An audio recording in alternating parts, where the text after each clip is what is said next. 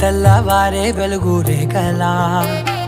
పచ్చ పచ్చ పచ్చి మట్టి బొమ్మలా అల్లి బిల్లి వెన్న పాల నురగలా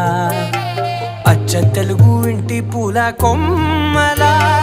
దేవదేవుడే పంపగా ఇలా దేవతే మా ఇంట అడుగే పెట్టెనంట బ్రహ్మ కళ్ళలో కాంతులే మా అమ్మలా మా కోసం మళ్ళీ లాలి పాడేనంట.